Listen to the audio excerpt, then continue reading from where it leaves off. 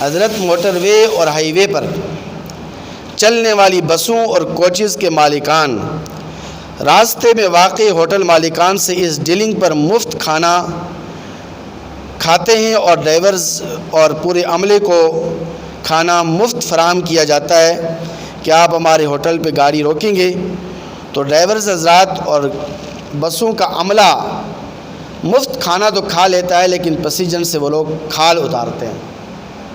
واقعتاً صحیح کہا، اس صورتحال سے ہم خود دوچار ہیں۔ میں بھی تقریباً 1.5 ہفتہ پہلے گیا تھا، میرے ساتھ بھی یہ صورتحال آئی اور میں کئی عرصے سے سوچ بھی رہا تھا کہ میں اس موضوع پر بات کروں گا، لیکن بس اتفاق سے سوال آ گیا۔ بہت ہی زیادہ المناک صورتحال ہے اور بہت ہی زیادہ دردناک صورتحال ہے، اور میں سمجھتا ہوں کہ ہمارے ملک پاکستان میں قانون نافذ کرنے والے اداروں کو چاہیے کہ وہ اس پر ایکشن لیں۔ ظلم کی انتہا ہوتی ہے۔ اچھا، ایک تو کھانا وہ مہنگا، یعنی اگر آپ دال یا سبزی لیں گے تو کم از کم 200-250 سے کم نہیں ملے گی۔ چلیں کوئی مسئلہ نہیں، 200-250 کی آپ پلیٹ دے دیں، کھانے کی آپ پلیٹ دے رہے ہیں، سالن کی پلیٹ آپ دے رہے ہیں، لیکن وہ کھانا کتنا بوسیدہ ہوتا ہے، وہ کھانا کتنے دنوں پرانا کھانا کھلایا جاتا ہے، بوسیدہ کھانا کھلایا جاتا ہے، یہ اس سے زیادہ ظلم ہے۔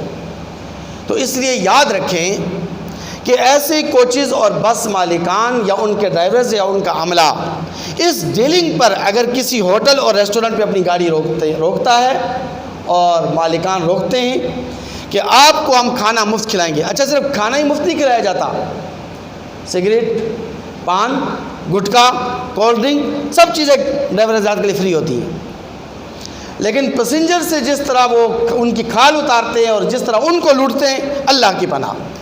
تو اس لیے یہ جو ڈیلنگ ہے یہ خالصتاً رشوت کے اندر داخل ہے۔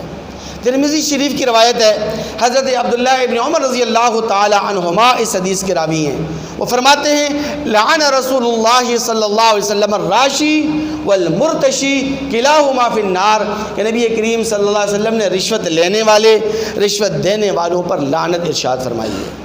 رشوت کھانے والا، رشوت کھلانے والا، یہ دونوں جہنمی ہیں اور دونوں پر نبی کریم صلی اللہ علیہ وسلم نے لعنت ارشاد فرمائی۔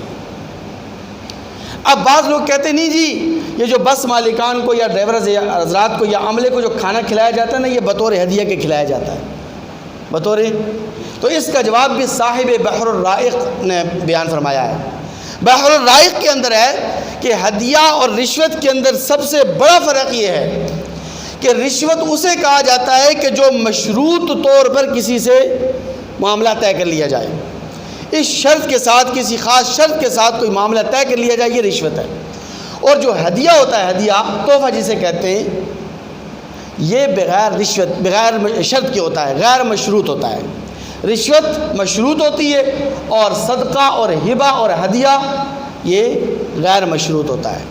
تو یہاں تو شرط لگائی جا رہی ہے کہ آپ ہمارے ہوٹل پہ گاڑی روکیں گے، آپ ہمارے ریسٹورنٹ پہ گاڑی روکیں گے تو ہم کو کھانا کیا کریں گے؟ مفت فراہم کریں گے۔ اس لیے خالصت رشوت ہے، حرام ہے۔ عملے کے لیے یہ کھانا بھی حرام، مالکان کے لیے بھی کھانا حرام ہے۔ اس کی شریعت میں بالکل گنجائش موجود ہے۔